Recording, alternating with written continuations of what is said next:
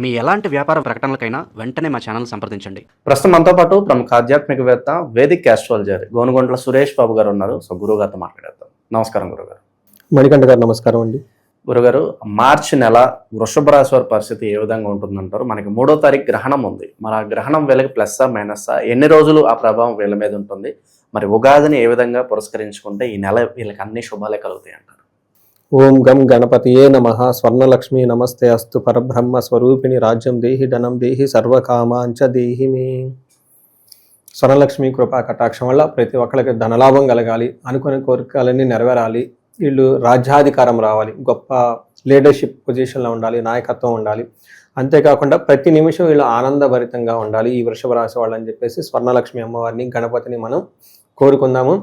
ఈ మార్చి మంత్కి 2 ముఖ్యమైన విషయాలు. ఒకటి గ్రహణం, సోషల్ మీడియాలో ఆల్రెడీ పటాపట అందరూ వెళ్ళిపోతూ ఉంది. రెండోది ఉగాది జరుగుతూ ఉందండి. ఇవన్నీ వచ్చేటప్పటికి లైఫ్లో, పర్సనల్ లైఫ్లో, ఎన్విరాన్మెంట్లో చాలా ఎక్కువగా ఇంపాక్ట్ చేసే ఈవెంట్ అని చెప్పుకోవాలి. ఈ ఈవెంట్ వృషభ రాశి వాళ్ళకి 2 రకాలుగా, ఒకటి పాజిటివ్ సైడ్, నెగిటివ్ సైడ్లో. పాజిటివ్ సైడ్లో చూసుకుంటే వీళ్ళకి ధనలాభం చూపిస్తుందండి. ఖచ్చితంగా ధనలాభం చూపిస్తుంది. అందులోని ఈ బాగున్న రాశులు ఇది ఒక రాశి నేను ఎప్పుడు చెప్పుకుంటూ ఉంటాను. అయితే రెండో విషయం వీళ్ళకి ఏంటంటే కుటుంబానికి సంబంధించిన వ్యవహారాల్లో కొంచెం ఎక్కడో చోట అసంతృప్తి ఉండే అవకాశం ఉంటుంది, అంటే విభేదాలు ఉండే అవకాశం ఉంటుందని చెప్తూ ఉంటారు. ఈ గ్రహణం వల్ల మనకి ఇంపాక్ట్ వీళ్ళకి ఎన్ని రోజులు ఉంటుంది? ఖచ్చితంగా ఒక 11 రోజుల నుంచి 21 రోజులు అయితే దీని యొక్క ఇంపాక్ట్ ఉంటుంది. ఆ తర్వాత అయితే ఆ ప్రభావం అయితే పోతూ ఉంటుంది. ఇంకా కొన్ని గ్రంథాల్లో మనకి 3 నెలలు కూడా ఉంటాయని చెప్తుంటారు. బట్ నేనైతే దాంతో అయితే చెప్పను కానివ్వండి. ఈ రాశి వాళ్ళకి అట్లీస్ట్ ఒక 11 రోజుల ముందు, 11 రోజుల తర్వాత ఖచ్చితంగా అయితే దీని యొక్క ప్రభావం ఉంటుంది. ఆ తర్వాత ప్రభావం పోతూ ఉంటుంది. ఏం చేయాలి అనే రెమెడీస్ మనం తర్వాత చూద్దాం. లేదంటే ఇప్పుడే చెప్పుకున్నా కానీ క్యూరియాసిటీగా జనరల్గా మనకి ఏం చెప్తారంటే జపం చేసుకోమని చెప్తారు, స్నానం చేయమని చెప్తారు, దానాలు ఎక్కువగా ఇవ్వమని చెప్తూ ఉంటారు. ఈ 3 కంపల్సరీ చెప్తూ ఉంటారు. ఏదైనా కనుక ఆ గ్రహణం టైంలో జపం చేసుకుంటే మంత్రసిద్ధి వస్తుంది అని చెప్తారు. ముందు తర్వాత సహజంగా స్నానం చేస్తూ ఉంటారు. కొంతమంది ముందు చేయకపోయినా అట్లీస్ట్ తర్వాత గ్రహణం విడిచిన తర్వాత చేసుకుంటూ ఉంటారు. తర్వాత దానాలు ఎక్కువ చేయమని చెప్తూ ఉంటారు. ఫుడ్ అనేది లైట్గా తీసుకోమని చెప్తూ ఉంటారు అనమాట. కొంతమంది తింటారు, కొంతమంది తింటారు. బట్ యూజువల్గా ఆధ్యాత్మికంగా ఉండాలి అనుకున్న వాళ్ళకి ఇది పవర్ఫుల్ డే, అందరికీ కాదు. కామన్గా వెళ్ళిపోయే వాళ్ళకి ఏముంటుందండి, అది ఇప్పుడు సాయంత్రం ఒక 1/2 అవర్, అది డజంట్ మేక్ ఎనీ డిఫరెన్స్ అండి. బట్ ఆధ్యాత్మికంగా ఉండి ఉన్నతంగా ఎదగాలి అనుకున్న వాళ్ళకి, ఈ మెంటల్గా క్లాట్స్, ఓకే, డెసిషన్ మేకింగ్ సరిగా లేని వాళ్ళకి, ఇలాంటి వాళ్ళకి, ఇబ్బందులు ఉన్న వాళ్ళకి it's a very good time అండి. పర్టికులర్గా మంత్ర సాధన చేసే వాళ్ళకి, శ్రీ విద్య ఉపాసన కానివ్వండి, మనకి గాయత్రి మంత్రాలు ఎనీ, శివం నమ శివ, ఇలాంటి ఎన్ని మంత్రాన్ని జపం చేసే అలవాటు ఉన్న వాళ్ళకి ఆ జపం, ఆ యొక్క మంత్రం యొక్క సిద్ధి రావాలంటే ఆ గ్రహణం పట్టు నుంచి విడుపు వరకు, అంటే విడిచే వరకు మొన్న టయాన్ని కనుక జపం సాధన కూర్చుని చేస్తే మంత్రసిద్ధి వస్తుందని చెప్తూ ఉంటారు.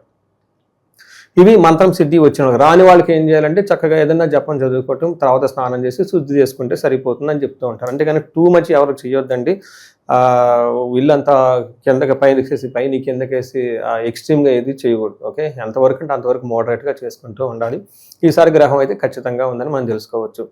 ఈ రాశి వాళ్ళకి ఈ గ్రహణంతో పాటు కొన్ని గ్రహాలు కూడా మారుతూ ఉన్నాయండి. మార్చి 15న సూర్యుడు మారుతూ ఉన్నారండి. ఇది ముందు తర్వాత అన్నట్లు ఒక టైంకి కనుక చూసుకుంటే ఈ టైంలో కూడా కొంచెం చేంజెస్ ఉంటుంది సూర్యుడు యొక్క ప్రభావం వల్ల. తర్వాత వీళ్ళకి శుక్రుడు మార్చి 2 మారుతూ ఉన్నారు.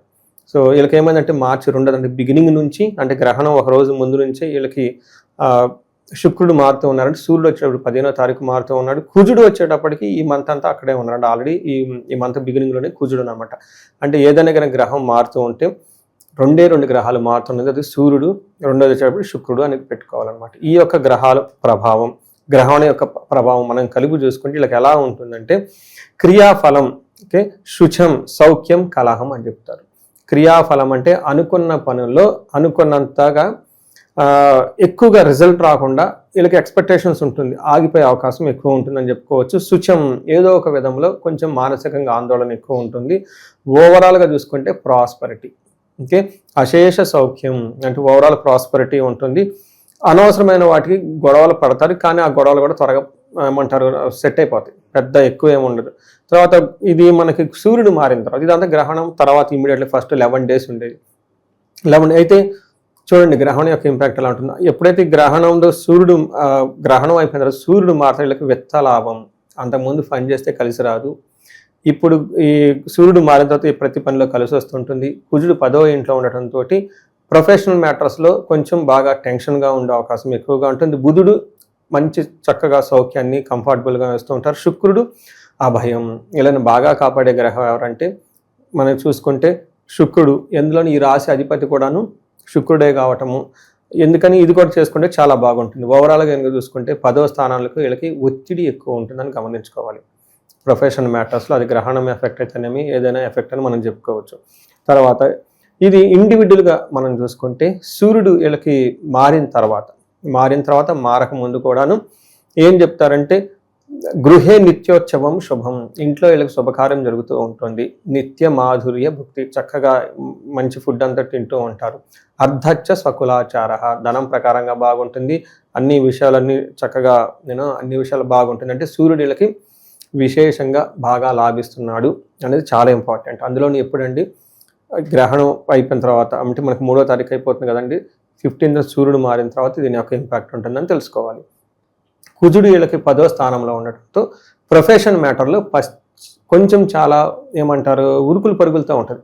హడావుడి, tension. Project last week submit చేయాలి. ఫోన్లు ఉండరు, అపాయింట్మెంట్లు ఉండవు, ఏమో ఉండవు. చాలామంది మనకి ఎన్ఆర్ఐలు ఈ సాఫ్ట్వేర్లో అపాయింట్మెంట్ తీసుకుంటూ ఉంటారు. తీసుకొని 15 days దాకా నాకు కనపడరు. ఆ అపాయింట్మెంట్ హ్యాంగ్ అయి పక్కన ఉంటుంది. ఇది ఏంటంటే అలా అయిపోయారంటే, కాదండి ప్రాజెక్ట్ డెడ్లైన్ అంటే అసలు మాకు కుదరలేదని చెప్తూ ఉంటారు. అలా ఈ టెన్షన్స్ ఎక్కువగా ఉండేసి డెడ్లైన్స్ ఎక్కువ ఉండే అవకాశం ఎక్కువగా ఉంటుంది.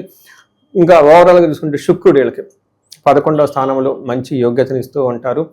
ఇక్కడ మనకి సూర్యుడు మారిన గ్రహం, సూర్యుడు వీళ్ళకి మంచి చేస్తూ ఉన్నారు. మారిన గ్రహం ఈవెన్ శుక్రుడు కూడా వీళ్ళకి మంచి చేస్తూ ఉన్నారు. 11th హౌస్లో శుక్రుడు ఉంటే చాలా చాలా బాగా కలిసి వస్తుంది అంటారు. ఏ విషయంలో కలిసి వస్తుంది? పుష్టిం, శారీరకంగా పుష్టి ఉంటారు. తర్వాత కాంతివంతంగా ఉంటారు. అంతేకాకుండా ఇష్ట సిద్ధి కార్య సాధనం, అనుకున్న పనులని చక్కగా చేసుకుంటూ ఉంటారు. దాంతోపాటు మంచిగా చక్కగా భోజనము, విందులు, వినోదాలు చేస్తూ బాగుంటుంది. పిల్లలకు మాత్రం హెల్త్ విషయాలు కొంచెం జాగ్రత్త. పర్టికులర్ అకాడమిక్స్లో ఎవరైతే ఉన్నారో వాళ్ళకి కొంచెం స్లోగా ఉండే అవకాశం ఉంటుంది. పేరెంట్స్ దగ్గరగా కూర్చొని వాళ్ళకి మొత్తం ఎక్కువగా ఏమంటారు కాన్సన్ట్రేషన్, వాళ్ళకి ప్లానింగ్, చిన్నపిల్లలకి ప్లానింగ్ ఉండదు. వాళ్ళకి అన్ని చదువుతారు కానివ్వండి, ప్లానింగ్ చేసుకోవటారు అది ఆ వయసులో. దగ్గరకు వచ్చిన పర్టికులర్గా హై స్కూలు, మనకి మధ్యగా స్కూల్లో ఉంటారు కదండి, వాళ్ళు ఆడుకుందాం అటు ఇటు క్యూరియాసిటీ మూవీ చూద్దామని చూస్తూ ఉంటారు. బిగ్గెస్ట్ ప్రాబ్లం ఏంటంటే పేరెంట్స్ కనుక వాళ్ళ పక్కన కూర్చొని ప్లానింగ్ ఇస్తే చదువుతారండి. మనం బిజీ అయితే వాళ్ళు మనకంటే ఎక్కువ బిజీ అయిపోతారు. ఈ రోజుల్లో ఫోన్లు అవన్నీ ఉండటంతో. సో తల్లిదండ్రులకు ముఖ్యమైన సూచన, మీ బిజీ పనులు ఆపుకొని వాళ్ళ పక్కన కూర్చొని, పాపం వాళ్ళకి ఆ వయసులో ప్లానింగ్ రాదు, చక్కగా మీరు ప్లాన్ చేసి స్టెప్ బై స్టెప్ తీసుకెళ్ళిపోతుంటే వాళ్ళకి ఆ క్యూరియాసిటీ ఉంటుంది. సో వీళ్ళకి అకాడమిక్స్ పిల్లలకు కొంచెం స్లోగా ఉండే అవకాశం ఉంది. కాబట్టి వృషభ రాశి వాళ్ళు కొంచెం జాగ్రత్తగా ఉండటం ఎంతైనా అవసరం. ఈ రాశిలో నక్షత్రాలు వాళ్ళకి ప్రత్యేకంగా ఏ విధంగా ఉంటుంది గురుగారు? ఇది వెరీ గుడ్ క్వశ్చన్ అండి. నక్షత్రాల గురించి చెప్పడం అంటే అంత ఈజీ ఏం కాదండి, చాలా డిఫరెంట్ టూల్స్ అన్ని వాడాల్సి ఉంటుంది. ఇందులో కృతికా నక్షత్రం వాళ్ళకి ఫస్ట్ ఫోర్మోస్ట్ ఏంటంటే వీళ్ళకి చాలా క్షేమంగా ఉంటారు, లాభప్రదంగా ఉంటుంది. ఇంకేం కావాలండి? లాభం వస్తుంది, క్షేమం ఉంటుంది. పరవాసము, ఈ టైంలో వీళ్ళు అవుట్ స్టేషన్ వెళ్ళే అవకాశం, లాంగ్ డిస్టెన్స్ ట్రావెల్ చేసే అవకాశం ఉంటుంది. క్షేమంగా ఉంటారు. అయితే వీళ్ళకి హెల్త్ కండిషన్స్ కొంచెం జాగ్రత్తగా ఉంటుంది. ఇది కూడా సూర్యుడు ఈ గ్రహణం యొక్క ఇంపాక్ట్ అయితే ఏమనుకోవచ్చు, కొంచెం జాగ్రత్తగా ఉండండి.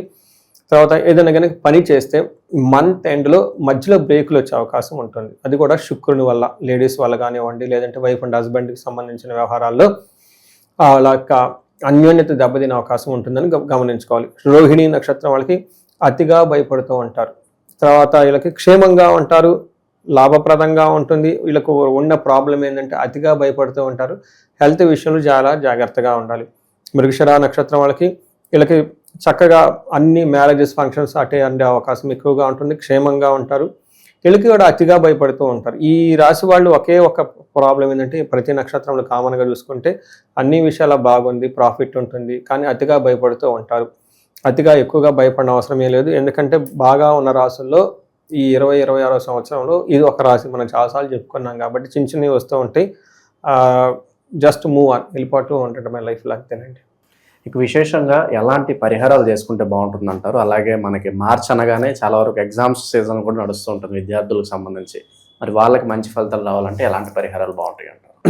ఒక్క పరిహారం ఏంటంటే కుజుడు వీళ్ళకి సరిగా సపోర్ట్ ఇవ్వటం లేదు. వర్క్లో బాగా ప్రెషర్ ఉండే అవకాశం ఉంటుంది. సుబ్రహ్మణ్యేశ్వర స్వామి ఆరాధన, మనకి నాగుల కట్ట, అశ్వత్ కట్ట అంటూ ఉంటారు అనమాట. ఇక్కడ ఒక్కసారి పాలు కనుక పోస్తే జంట నాగులకి పాలతో అభిషేకం చేసి కొంచెం సేపు కూర్చొని మెడిటేషన్ చేస్తే ఈ ప్రెషర్ అనేది చాలా తగ్గుతుందండి. తర్వాత కుజుడికి సంబంధించి సుబ్రహ్మణ్యేశ్వర ఆరాధన ఎక్కువ చేసుకుంటే బాగా కలిసి వస్తుంది. మిగతా గ్రహాలన్నీ అనుకూలంగా ఉన్నాయి కాబట్టి ఈ గ్రహణ సమయంలో జపం ఎక్కువగా, అది శుక్రుడికి సంబంధించిన జపం చేసుకుంటూ ఉంటే చాలా బాగా కలిసి వస్తుంది. లేదా బెస్ట్ ఏంటంటే ఈ రాశి వాళ్ళకి ఎక్స్క్లూజివ్గా ఆ గ్రహణ టైంలో లక్ష్మీదేవికి సంబంధించిన ఏ చిన్న మంత్రమైనా తీసుకొని బిగినింగ్ నుంచి ఎండ్ వరకు స్నానం చేసి తర్వాత కూడా స్నానం చేసి కనుక సాధనలో కూర్చొని కనుక చదువుతూ ఉంటే ఆ యొక్క మంత్ర జపం యొక్క ప్రభావంతో ఆ మంత్రం సిద్ధించి వీళ్ళకి అమ్మవారి యొక్క కృప కలిగి అన్నీ సాధించుకుంటారండి. ఇదొక రహస్యం. చాలామందికి తెలవదు. చాలామంది గ్రహణం వచ్చాం కానీ ఈ స్నానం ఆ స్నానం అనుకుంటూ ఉంటారు. కానీ జపం కనుక చేస్తే ఏ మంత్రం అయితే పట్టుకొని ఆ యొక్క మంత్ర యొక్క సిద్ధి ఎలకు వస్తుందని చెప్తూ ఉంటాను. అఫ్కోర్స్ నేను ప్రతి గ్రహణానికి ఏదో ఒక మంత్రం తీసుకొని కూర్చుంటూ ఉంటానంటే రకరకాలు మా గురువులు ఇచ్చిన మంత్రాలు అవన్నీ ఉంటాయి కాబట్టి నేర్చుకుంటాం కాబట్టి ఒకసారి ఓల్డ్ మాత్రమే మళ్ళీ రిపీట్ చేసుకుంటూ కూర్చుంటాను, ఇంకా బాగా పవర్ ఉంటుందని చెప్పేసి. ఈ రాశి వాళ్ళకి లక్ష్మీదేవి మంత్రం ఏదైనా కనుక ఒక్క మంత్రాన్ని కనుక జపించుకుంటే వీళ్ళకి లైఫ్లో ఎప్పుడు ధనానికి ఇబ్బంది ఉండదండి. అందులో ఎందుకంటే ఈ రాశి వాళ్ళకి అధిపతి శుక్రుడికి అధిష్టాన దేవత లక్ష్మి కాబట్టి అట్లాంటి మంచి రాశి కాబట్టి ఇది సద్వినియోగం చేసుకుంటే టైం బాగుంటుంది.